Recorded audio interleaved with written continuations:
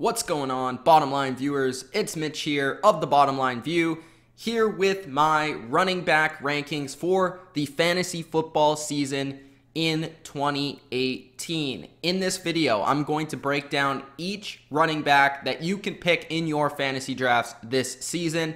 I'm going to break down how I see them performing this season in 2018 and also where I am drafting them. So I'm going to go through each individual round, round 1, round 2, round 3, and so on, tell you which running backs I put in each round in each area where I would draft them, and then explain why, and explain the disadvantages of the player, the advantages of the player, the pros, the cons, the values at running back at this position, the sleepers at this position, and also potentially the busts at this position. So let's start off this video with round number 1. Now, in round number 1, it's the only round where I consider there to be two different tiers. Because in round number 1, there are running backs like Le'Veon Bell, Todd Gurley, David Johnson, Ezekiel Elliott, Melvin Gordon, Saquon Barkley, Alvin Kamara, Leonard Fournette, and potentially even more going in the first round in fantasy drafts this year. Running back is absolutely huge at the beginning of your drafts this year, and actually, personally, I prefer to take a running back this year in the first round at the top of the draft, especially if you're in the top 4. If you're in the top 4 of your fantasy drafts this year, you should be grabbing one of these 4 players: Le'Veon Bell, Todd Gurley, David Johnson, and Ezekiel Elliott. And in that order, I believe that Le'Veon Bell should be the first overall pick in fantasy drafts, as I also did a video on who should be picked first overall. If you haven't already checked that out, go check it out. Todd Gurley, I believe, should be the second overall pick, David Johnson third, and Zeke fourth. Now, all of these guys are absolute studs. All of these guys are the best running backs in the game, not only the most talented, but also have pretty good situations. Now, Le'Veon Bell, he does have the whole contracts thing and the whole Pittsburgh Steelers trying to work that out, and he's probably not going to be in training camp. So that's his one concern. All of these guys have like one concern.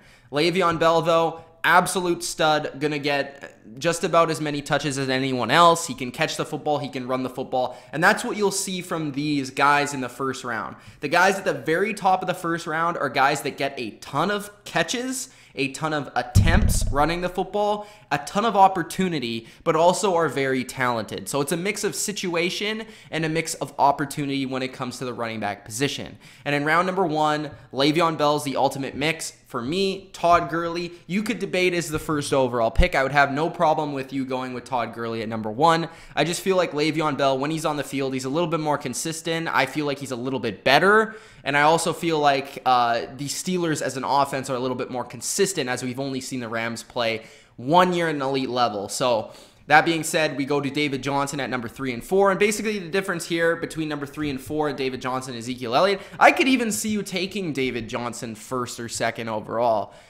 because he has all the opportunity, probably more so than even Bell and Gurley, because really, other than Fitzgerald, who's the other proven weapon on this offense? Absolutely nobody. But that also comes to factor in that this offense isn't very good because of that. So unlike Bell and Gurley, where they're on elite offenses, Zeke and David Johnson are kind of on average to okay to bad to good offenses, depending on your perspective of the Cowboys and the Cardinals.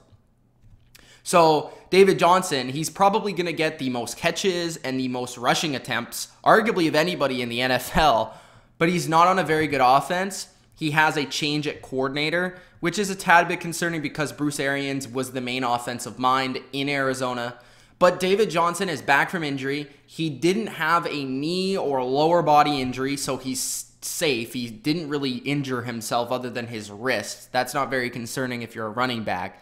I believe he's going to be, once again, one of the elite guys in the league. He has a ton of opportunity, a ton of potential, ton of skill, a huge ceiling to be the number 1 back in fantasy football. So I love David Johnson.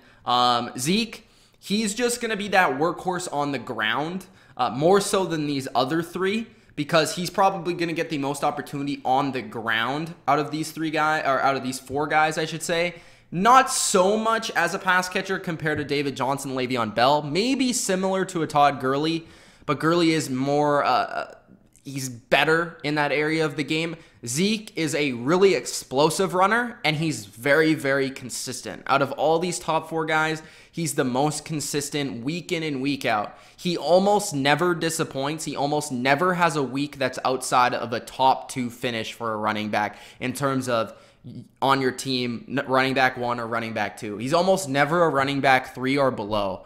So Zeke is very consistent, and if you want sort of a safer pick with Zeke, and you want a guy that's always going to at least put up production for you, then Zeke is a really good pick. But sometimes he won't have those huge games like David Johnson, Gurley, or Bell because he doesn't catch the football as much. Although the Cowboys will probably look to him a little bit more this season, which makes me believe that I think he is one of these elite options.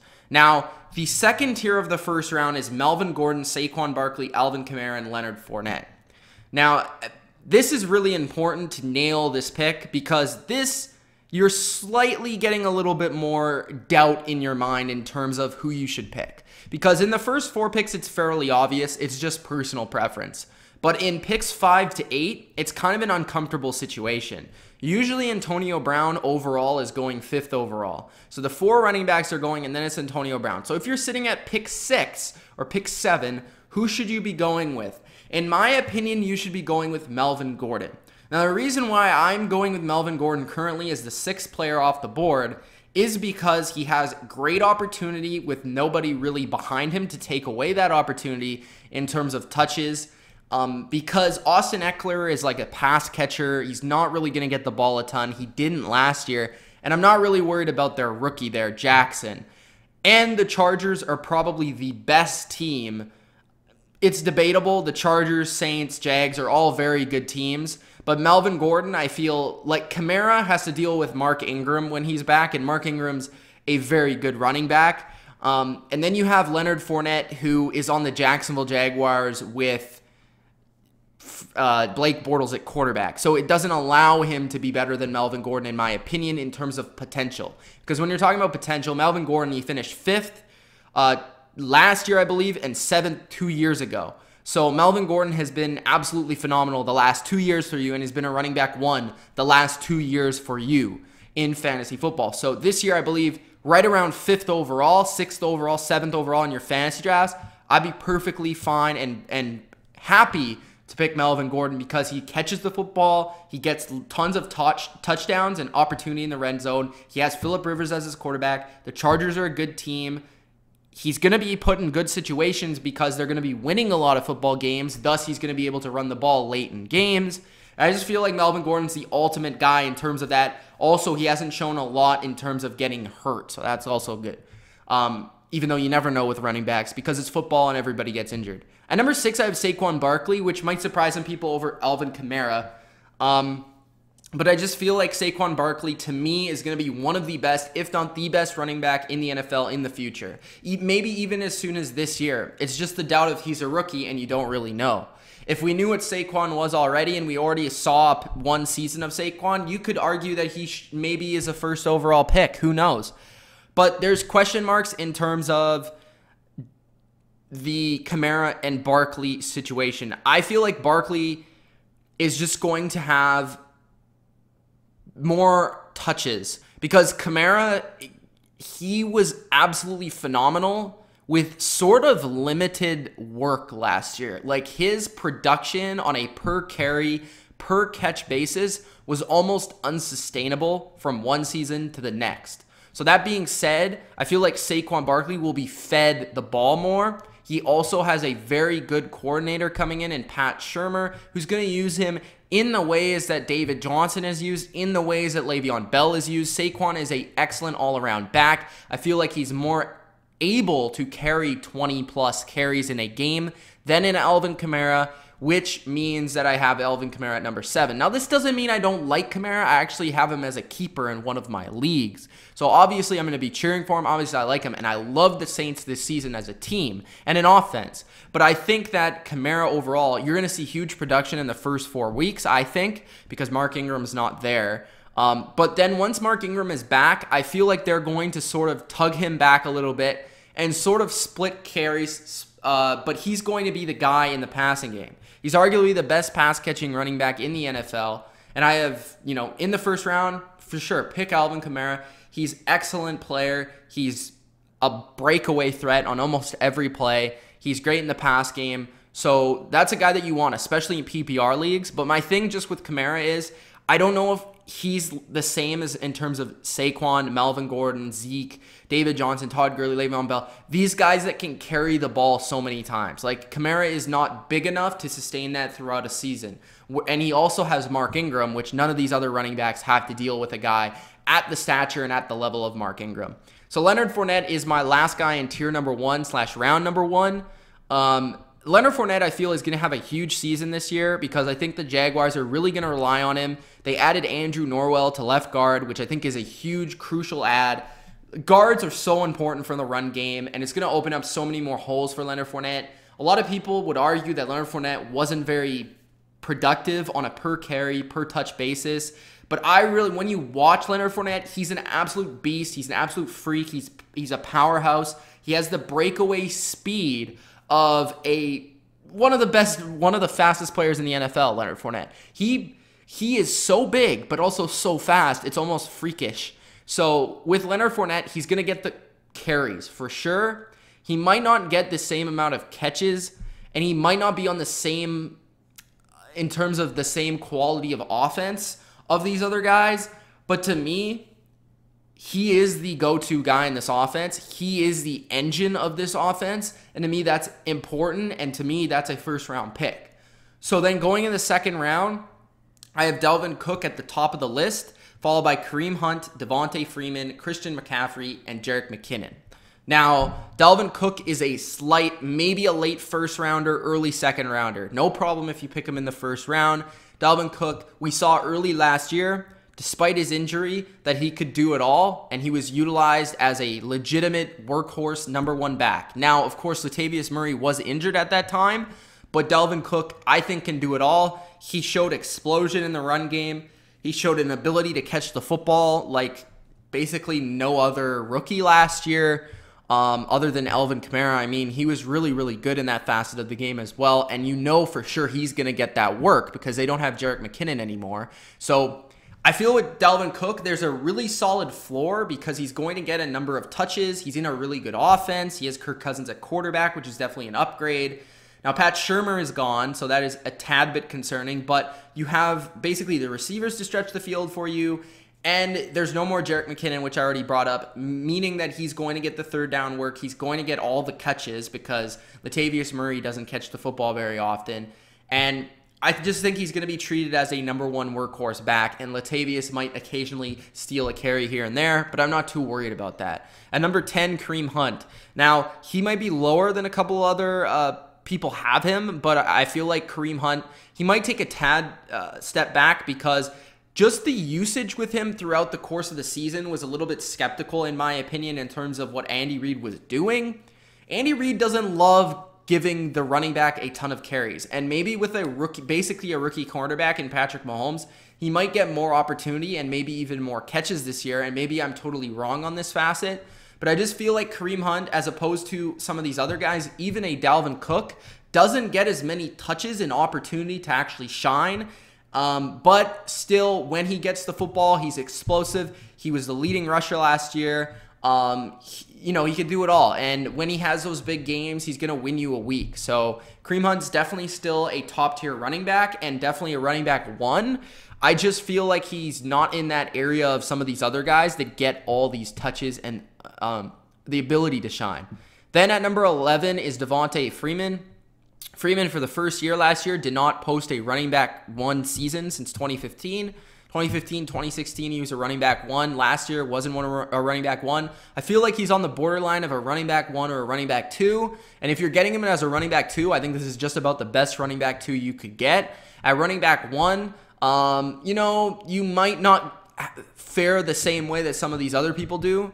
And maybe you want to go with a more high upside pick like Jerick McKinnon. But still, Devontae Freeman is about as consistent as you can get. He does catch the football, although Tevin Coleman does as well. So that does kind of hold him back from being one of these workhorses. He is very consistent on the ground. I love his running style. He's very quick and explosive, low to the ground, low center of gravity, and he can run you over or he can run around you. That's the thing I love about Devonta Freeman. He's a solid running back. There's not really much else to say. He has a good team. He has a good quarterback. He has the receiver threats to stretch the field. He's utilized in all facets. Isn't the best in pass protection, which keeps him off third downs on occasion, but still he's going to get touchdowns for you. He's going to have big weeks, and he's definitely one of the more consistent backs and guys that you can just count on. At number 12, Christian McCaffrey. This is another guy I feel like he is, for me, the last running back one if you're in a 12-team league. But I also feel like he's just about one of the best running back twos you could potentially get, because Christian McCaffrey is just about the best floor player in fantasy football for running backs, because he's basically a receiver and a running back in one. So he's almost virtually never going to have a bad game. That's why I love Christian McCaffrey when I pick him in the second or the third round. He is currently going at ADP 207, which means the 7th pick in the second round. I like that spot for him because he's just super consistent like Devonta Freeman, but almost more so. He's going to get more catches, probably not as many rushing yards or touchdowns, but he's utilized in this offense greatly with Cam Newton. Cam Newton loves him. He's a third down target. He gets screens. He gets passes. Maybe he'll even play a little bit of slot receiver this year. He also is going to get most of the touches on the ground with also sharing them with CJ Anderson.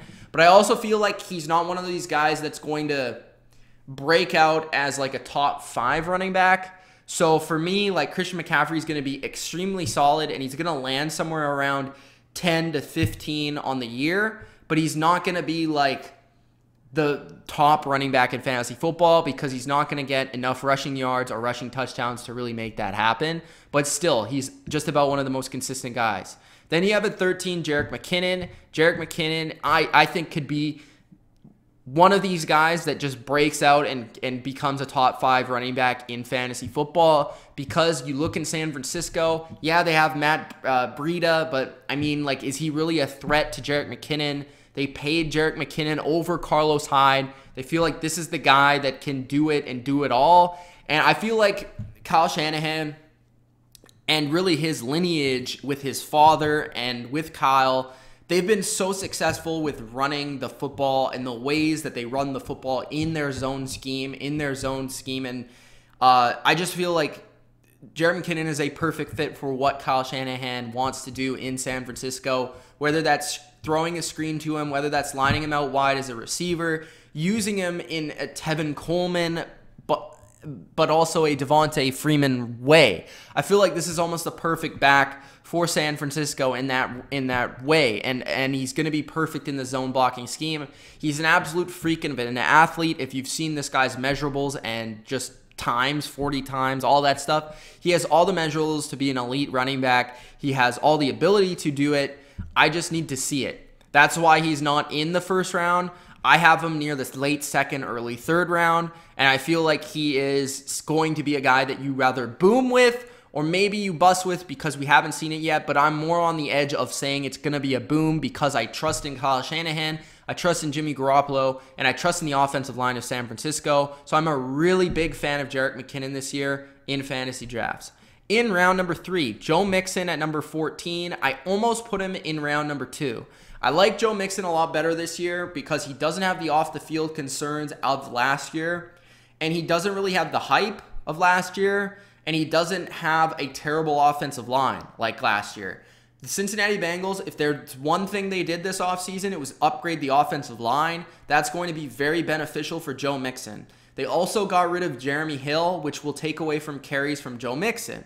Joe Mixon basically became the go-to guy in the Bengals offense last year, even more so than A.J. Green. He got all the opportunity to succeed. He got all the catches, all the touches in the backfield. Giovanni Bernard is still there, but he's nothing more than a kind of fill-in, change of pace, maybe occasionally catches a football or two. But Joe Mixon is a guy that I feel very much so like Jerick McKinnon. Although he's not in the same caliber of offense as Jerick McKinnon, I feel like Joe Mixon might even be a better player. And he's going to be a guy that can carry the football 20-plus times. He's going to be a guy that can catch the football and can basically do it all for you. Remember, this is a guy that was basically going head-to-head with Leonard Fournette in that draft. But because of off the field concerns, they weren't sure. So with Joe Mixon, he has a ton of talent. He's in a better offense this year with a better offensive line, and hopefully that can kind of convert to him being a early third round, late second round pick. I have no problem with you picking Joe Mixon at the late second round or the turn on the third round at all.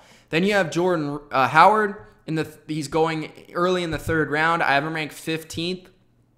I've picked Jordan Howard a lot in best ball drafts. Mostly what I've been doing so far this offseason. I haven't had a real league draft yet. But in best ball drafts, I have picked Jordan Howard a lot because he seems to slide into almost the fourth round.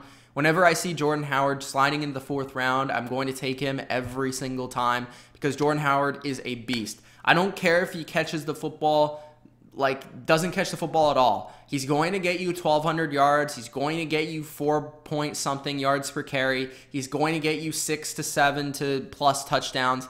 Plus, I feel like the Matt Nagy offense is a much better offense. The offensive line was upgraded this offseason. I just don't really know what else to say. I mean, Jordan Howard is an absolute beast on the ground. His running style is almost a throwback to that of the 70s and 80s. He's a rare skill set at running back and I'm not afraid of Tariq Cohen at all because Tariq Cohen is a smaller back. He won't take away from the touches on the ground that Jordan Howard gets. Yes, Tariq Cohen will get his catches, which I'll get to. But Jordan Howard is a beast that's going to be amongst the top in the league in the rushing yards this season. So every single time Jordan Howard's there in the fourth round, I'm picking him. If he's there in the third round, I'm going to think about it. It depends who else is on the board. At number 16, LaShawn McCoy. LaShawn McCoy, obviously this depends on his situation, but LaShawn McCoy is one of the best running backs of this generation, and that's all that really needs to be said. Now, why he's not higher is because his offensive line is absolute garbage. Now, if there's any running back in the NFL that can deal with a poor offensive line, it's probably LaShawn McCoy due to his ability to make guys miss and run and just be able to stop on a dime. That's why he's named Cut on a Dime. So LaShawn McCoy, still an excellent running back. I don't see him falling off this year if he indeed does play. So that's why he's going into the third round, because I just feel like the Bills' offense is really bad. Doesn't really have a good quarterback or offensive line. Maybe you want to stay away from him. At this point, I am. If the whole situation gets resolved, then I'm back to picking LaShawn McCoy in the third round, along with guys like Jordan Howard and Joe Mixon. In the fourth round, now this is more the high upside guys. You have at number 17, Rashad Penny. You have Jay Ajayi, Sony Michel, Kenyon Drake, and Alex Collins. Now, Rashad Penny to me is one of these high upside rookies. He was picked in the first round by the Seattle Seahawks. The Seahawks want to get back to running the football. They haven't had a successful running game in quite some time. Now, Pete Carroll's already talked about having him as a 3-down back, which is really awesome. Because it kind of takes away from the debate of what's going to happen with him. But he can catch the football decently well enough. He can run the football. He has breakaway speed. He is a freak of an athlete, very much like Jerick McKinnon, has all the measurables to get it done as an elite running back in the NFL. He has Russell Wilson still as a quarterback. The offensive line is a concern, but in terms of a guy that's going to get all these touches, a guy that's going to be a 3-down back, you have to put him at least as a running back 2. I mean, he could even be a running back 1. So I really like the high upside of Rashad Penny in the fourth round. I'm not going to pick him in the third, probably. I'll probably just wait till the fourth because I'm not exactly sold on the Seahawks as a team. Then at 18, Jay Ajayi. I see this guy far too often fall into the fifth round. Every single time I pick him. Every single time I pick Jay Ajayi if he falls to the fifth round. Every single time, because I feel like Jay Ajayi is going to be a guy that's going to be almost like, think about 2 years ago, LeGarrette Blount in New England. I feel like that's what Jay Ajayi is going to be. He's going to get a majority of the carries on the ground. He's going to get a lot of touchdowns. He plays for a really good team with a really good quarterback, a really good offensive coordinator, play caller, and Doug Peterson. And I think this is going to be a huge year for Jay Ajayi and a bounce back because as long as he stays healthy, that is, of course.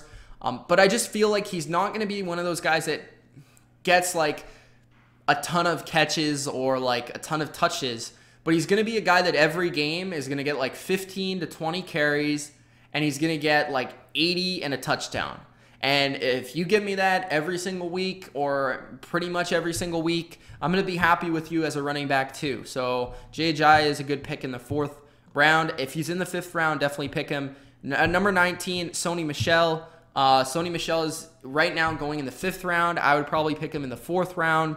because we saw what Dion Lewis was doing with New England last year once he got a hold of the position in week 6. Once week 6 started to the end of the season, Dion Lewis was a running back 1. That being said, Sony Michel is arguably more talented than Dion Lewis. He's in the same backfield. He's on the same offense.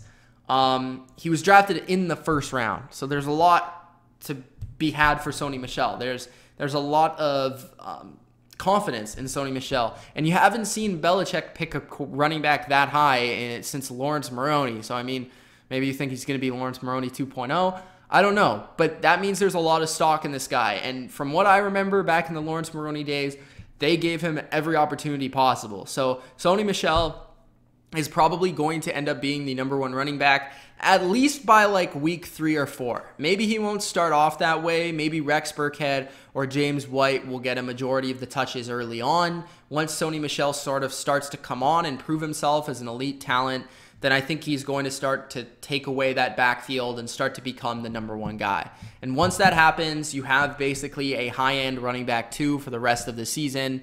So in round number 4, that's pretty much a steal.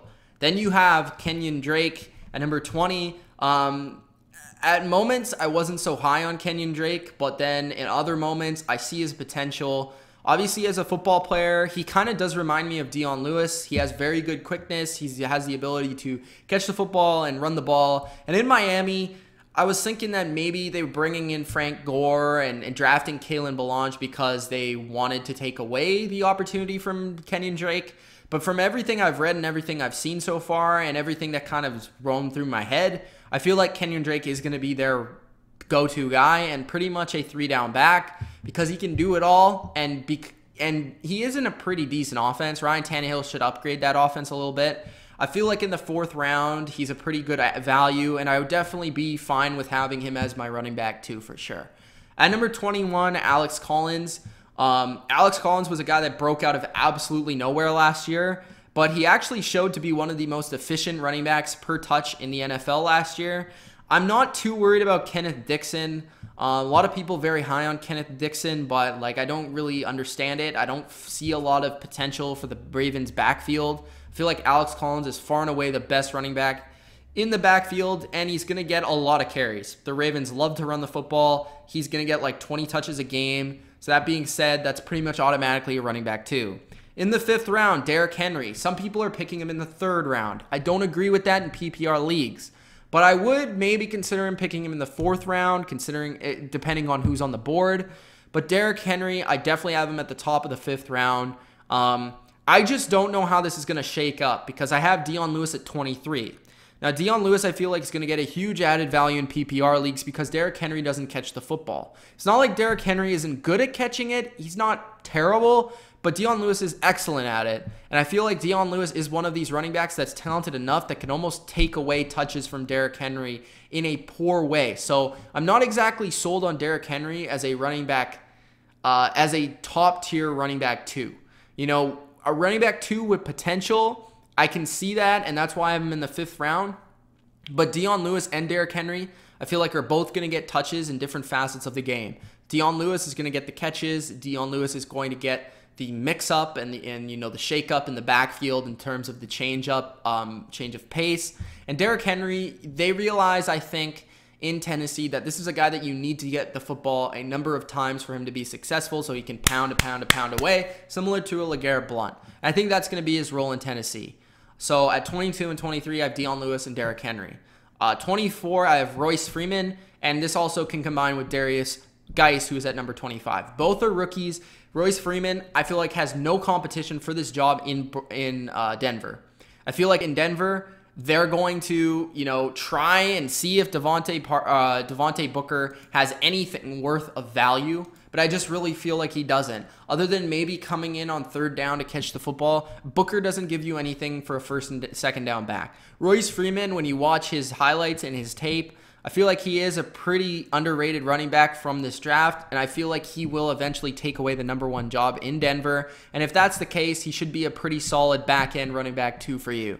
And then you have Darius Geis, who has potential to be a running back 1 if he's given the opportunity. He has tons of talent. A lot of people in the draft were really, really excited for this guy. He sort of slid in the draft, and the Redskins were able to pick him up. Now, the concern with Darius Geis for me is not necessarily him. I think he has all the tools. I think he has all the ability, and maybe he will just take away the complete #1 workhorse job. I don't think that's going to be the case because of Jay Gruden's history. The concern for me is the way that Jay Gruden and the Grudens have handled running backs in the past, and that's mostly to do with a running back by committee, kind of a timeshare. And I feel like Thompson, how good he is as a pass catcher, is going to take away from Darius Geis as an all-around go-to, almost running back one quality of guy. Finish off the 5th round, Lamar Miller, ranked number 26 for me. I don't understand why Lamar Miller is going so low in some of these fantasy drafts. I understand he's not the most efficient back in the world, but this is a guy that's going to get so much opportunity in a great offense.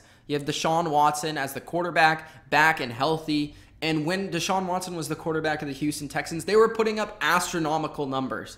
And Lamar Miller was playing very, very well as a running back in a good passing offense, because he never really had that before Deshaun Watson. So now that he had that, he was really having good games and consistent outings, and he was getting the football a lot. And D'Onta Foreman is not going to be there for the first 6 weeks. So this is a guy that's going to be at least a running back 2 because Deshaun Watson's probably not going to get hurt within the first 6 weeks, I would hope. I'm hopeful for Deshaun Watson because I think he's a great player and I want to see him on the football field. But that being said, if Lamar Miller is the starting running back with Alfred Blue as his backup, and I love him in the 5th round. I mean, this is a very solid value for you as a guy that I don't even have ranked as a running back 2, but will definitely give you at least flex value. Arguably high-end running back 2 value if Deshaun Watson is clicking, if DeAndre Hopkins and Will Fuller are playing well. Lamar Miller is going to be excellent because D'Onta Foreman won't be stealing his carries for at least the first 6 weeks. So that's ending the round 5. Then we go into round 6 where I have Tevin Coleman, Mark Ingram, Marlon Mack, Marshawn Lynch, and Kerryon Johnson. Now at 27, I have Tevin Coleman. He is currently going in the middle to late 6th round, 6.08. Now, Tevin Coleman, a lot of people don't love to draft because he's basically a backup, but he's just about the best backup in the NFL. And when he is a starter, if Freeman goes down for whatever reason, he instantly becomes a running back 1. We've seen it before, and we've seen him get 20-plus touches when that does happen. He has the capability of doing so. But even on his own, they've talked about, Steve Sarkisian has talked about getting Tevin Coleman more involved in the passing game, even more so this season, maybe lining up as a receiver a little bit more. So I like the upside of Tevin Coleman as being the greatest handcuff in fantasy football, but also being involved in his own right on 3rd down and as a pass catcher. Mark Ingram at number 28. The only reason I have him so low is because of the suspension. I don't love picking players off of suspensions because you don't know how the first 4 weeks are going to shape up in fantasy football. It could completely change the way that your team plays. And the biggest reason I don't like taking players off suspension is because in the first 4 weeks is the most likely time that you're going to pick somebody off waivers. It's the most likely time that a guy comes out of nowhere and breaks out at a running back position, at a receiver position, at a quarterback position. In the first 4 weeks, somebody is going to break out. There's going to be multiple breakouts in the first 4 weeks that nobody drafted. So that being said, Mark Ingram is going to be sitting on your bench, having not played a snap, not contributing to your fantasy team, when you could have that spot open to drop a player, to add a player that's broken out, that's gotten a lot of potential, maybe even trade for a guy that you didn't really expect.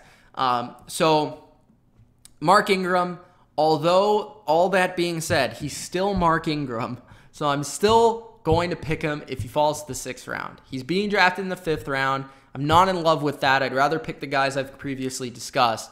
But in the 6th round, I think that you have to go with Mark Ingram. I mean, he's a consistent machine on the ground. He's very important to the Saints offense. And I'm not a huge believer that Alvin Kamara can take his carries away from him. So Mark Ingram at 28 in the 6th round, very solid value. 29, Marlon Mack. This is one that I'm not 100% sold on, but he just has so much potential in this offense that I really can't pass it up in the 6th round, because the 6th round's where you start to take chances on some guys, especially at receiver, as we'll discuss in the receiver video. But Marlon Mack, I just feel like with the Colts' upgraded offensive line, with Nelson there, with Andrew Luck back, this is a guy that could potentially have a number of touchdowns and actually contribute well on the ground. Frank Reich is there as the head coach, and he was basically one of the masterminds behind the Eagles' offense last year.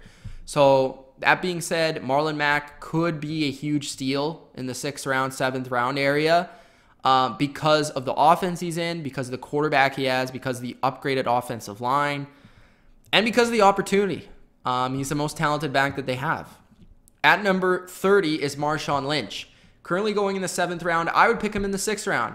I don't understand how people don't see Marshawn Lynch as a potential, at least a flex running back 2 spot.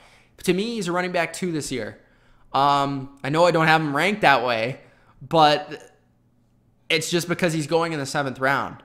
I'm not going to pick a guy 2 rounds before he's actually getting picked. I'd rather just pick him maybe a round before the round that he's getting picked in, because I don't want to waste a pick on somebody way too early, right?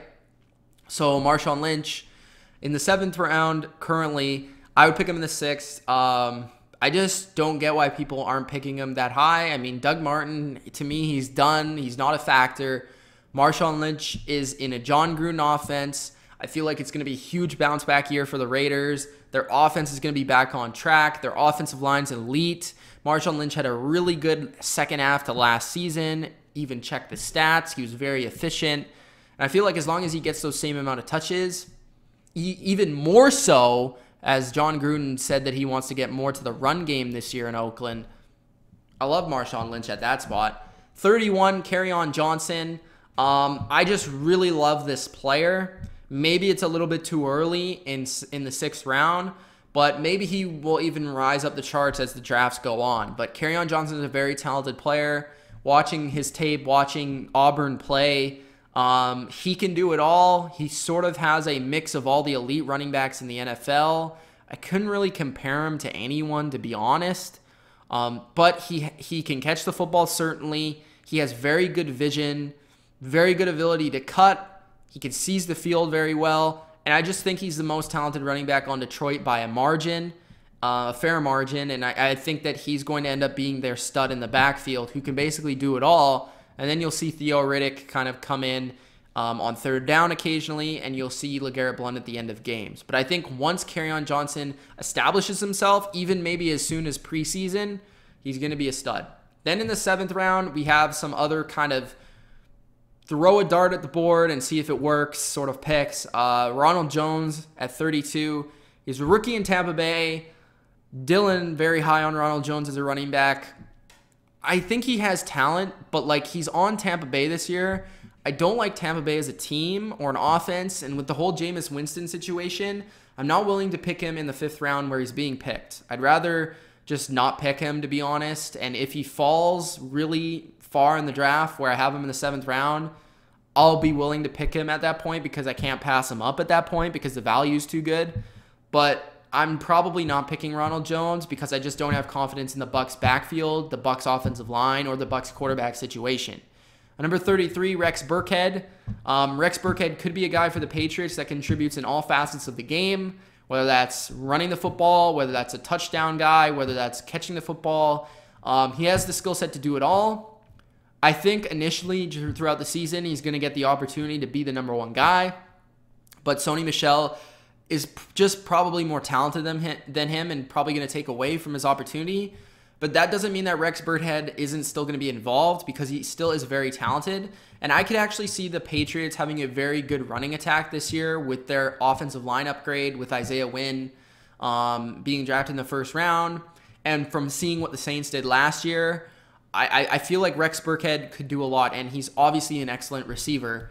So Belichick really loves this guy, paid him a lot of money at the running back position compared to some of the other players. And I think that Burkhead is still going to contribute even if he's not the number 1 guy. He's definitely going to be a touchdown vulture. So if you're into standard leagues, I feel like Rex Burkhead could be a pretty decent touchdown vulture, especially early in the season.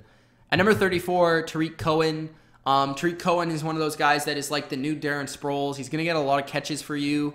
A lot of people have him even higher. I just don't have him higher than some of these other guys because I don't see the potential to break out as much as some of these other guys. Like, I'd rather take Kerryon Johnson because if Kerryon Johnson breaks out, he's going to be a running back 1 or 2. If, Darius Geis or Royce Freeman or Derrick Henry break out or Marlon Mack, these guys could be workhorse backs that are running back 1 and 2 style backs.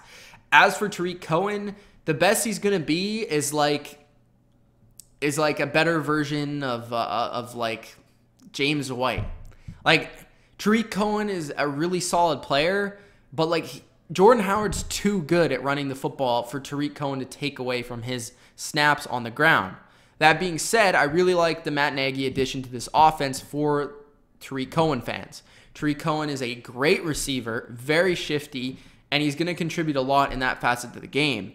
The reason why I have him in the 7th round as compared to where he's getting drafted in the 6th is just because I don't see the potential for him to be a running back 1. That's all. At number 35, Isaiah Crowell. He's currently being picked in the 8th round. I'm fine with you picking him at the end of the 7th. He is the number 1 running back for the Jets. The Jets do have an okay offensive line. I feel like the Jets are an underrated team. And Isaiah Crowell, he's going to get a lot of opportunity. So, I mean, it's just taking a chance on a guy that gets a lot of opportunity. And if you don't like Isaiah Crowell, it is what it is. But I'll be willing to take a chance as a running back 4 for a guy that has a lot of opportunity. In round number 8, Chris Thompson, Duke Johnson, Ty Montgomery, Aaron Jones, and Carlos Hyde. That's going to finish the rounds. Then I'll just talk about a bunch of other guys in the draft. But round number 8, Chris Thompson, he's a stud as a receiver, was really, really good last year. And if Darius Geis is hurt or if Darius Geis isn't really the guy that we expect him to be, Chris Thompson, to me, automatically becomes their number 1 back and to me becomes a major value in the 7th, 8th round where he's being drafted. And I think that's going to be an awesome pick for you in PPR leagues because he's a great receiver, one of the best in the NFL, one of the best screen guys in the NFL, and definitely going to be an impact. Potentially as a flex or running back 2. Then you have Duke Johnson, who's one of the most consistent pass catchers, had a lot of receptions last year, and to me is the guy that I'll be drafting in the Cleveland backfield. He's the only guy with a certain situation. He is the pass catcher there. Carlos Hyde and Nick Chubb will be fighting over the 1st and 2nd down things, but Duke Johnson, he's going to get a lot of catches, especially if Baker Mayfield is the quarterback. Then you have Ty Montgomery at 39. He's just going to be the guy that first gets the opportunity in Green Bay. I'm not a Jamal Williams fan. I don't think he's a good player. Ty Montgomery, he is sort of a wild card, joker type running back because he was a receiver formerly. But to me, when a couple years ago, he showed the potential with Aaron Rodgers as his quarterback to have some good weeks and to put up fantasy production. So with Aaron Jones being suspended for the first couple of weeks, he'll have that opportunity early on. Aaron Jones is suspended currently, and I don't love picking suspended players, but in the 8th plus round, I'm willing to take an opportunity on a guy that I feel is the most talented runner in the Green Bay offense with a really good quarterback and going to score a lot of points.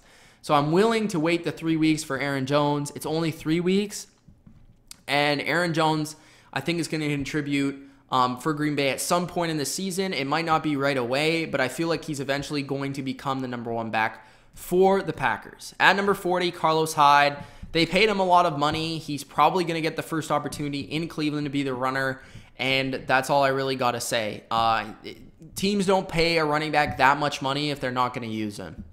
The rest of the draft, guys that I like, Dante Foreman, he's going to be a guy that you probably won't draft because unless you're in best ball, if you're in best ball, maybe take a chance on him on one of the last rounds in your draft because you need to draft because you can't pick anybody up on waivers.